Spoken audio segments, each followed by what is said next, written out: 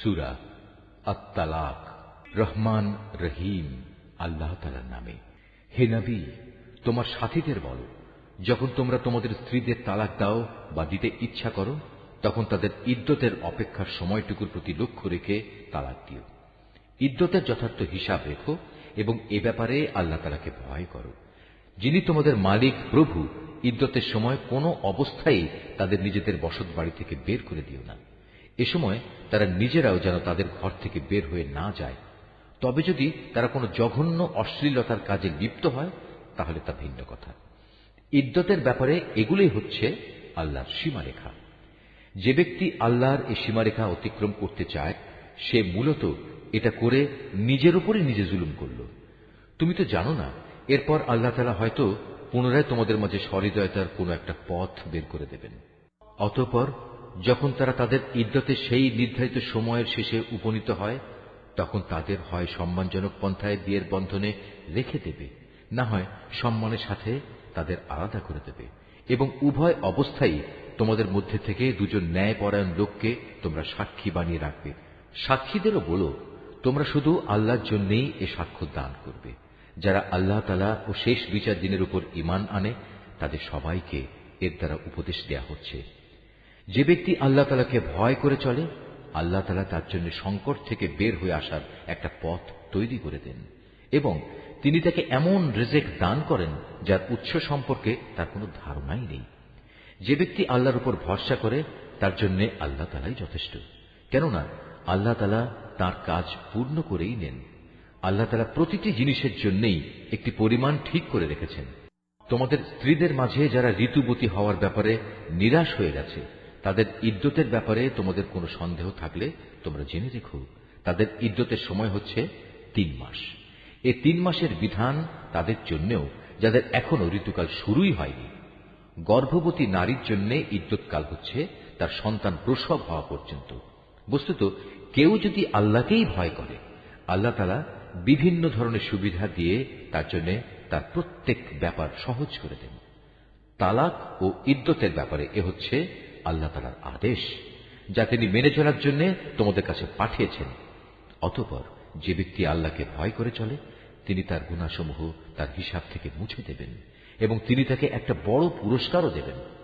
ইদ্যতের এ সময়ে তোমরা নিজেদের সামর্থ্য অনুযায়ী তাদের সে ধরনের বাড়িতে থাকতে দিও যে ধরনের বাড়িতে তোমরা নিজেরা থাকো। কোনো অবস্থায় তাদের উপর সংকট সৃষ্টি করার মতলবে তাদের কষ্ট দিও না। আর যদি তারা সন্তান সম্ভবা হয়, তাহলে ইদ্যতের নিয়ম অনুযায়ী তারা সন্তান প্রসব না করা পর্যন্ত তাদের খোরপোশ দিতে থাকো। সন্তান জন্মদানের পর যদি তারা তোমাদের সন্তানদের নিজেদের বুকের দুধ খাওয়ায়, তাহলে তোমরা তাদের পারিশ্রমিক আদায় করে দেবে এবং এ পারিশ্রমিকের অঙ্ক ও সন্তানের কল্যাণের ব্যাপারটা ভালোভাবে নিজেদের মধ্যে ন্যায়সঙ্গত পন্থায় সমাধান করে নেবে। যদি তোমরা একে অন্যের সাথে জেদ করো, তাহলে অন্য কোনো মহিলা এ সন্তানকে দুধ খাওয়াবে। বিত্তশালী ব্যক্তি তার সঙ্গতি অনুযায়ী স্ত্রীদের খোরপোশ দেবে। আবার যে ব্যক্তির অর্থনৈতিক সঙ্গতি সীমিত করে রাখা হয়েছে, সে ব্যক্তি ততটুকু পরিমাণে খোরপোশ দেবে যতটুকু আল্লাহ তাআলা তাকে দান করেছেন। আল্লাহ তাআলা যাকে যে পরিমাণ সামর্থ্য দান করেছেন, তার বাইরে কখনো কোনো বোঝা তার উপর তিনি চাপান না। আল্লাহর উপর নির্ভর করলে আল্লাহ তাআলা তাকে অচিরেই অভাব অনটনের পর সচ্ছলতা দান করতে পারেন। কত জনপদের মানুষেরাই তো নিজেদের মালিক ও তার রাসূলের নির্দেশের বিরুদ্ধে বিদ্রোহ করেছিল। অতঃপর আমি তাদের কাছ থেকে সেজন্য কঠোর হিসাব আদায় করে নিয়েছি এবং আমি ওদের কঠোর শাস্তি দিয়েছি। এরপর তারা ভালো করেই তাদের কৃতকর্মের শাস্তি ভোগ করল। মূলত তাদের পরিণাম ফল ছিল চরম ক্ষতি। আল্লাহ তাআলা পরকালে তাদের জন্য এক কঠিন আযাব প্রস্তুত করে রেখেছেন। অতএব হে মানুষ, যারা জ্ঞান সম্পন্ন, যারা আল্লাহ তাআলার উপর ঈমান এনেছ, তোমরা আল্লাহকে ভয় করো।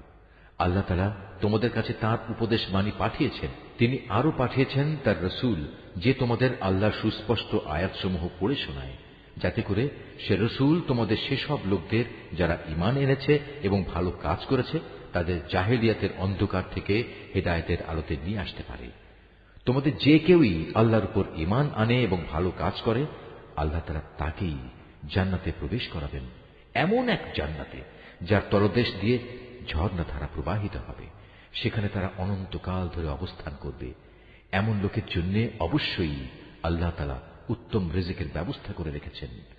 আল্লাহ তাআলা যিনি এ ৭ আসমান ও তাদের অনুরূপ সংখ্যক জমিন সৃষ্টি করেছেন, আবার উভয়ের মাঝখানে যা কিছু আছে তাদের জন্য তার নির্দেশ জারি হয়, যাতে করে তোমরা একথা অনুধাবন করতে পারো আকাশ পাতালের সকল কিছুর উপর তিনি একক ক্ষমতাবান, এবং তার জ্ঞান এ সৃষ্টিলোকের প্রতিটি বস্তুই পরিবেষ্টন করে রেখেছে।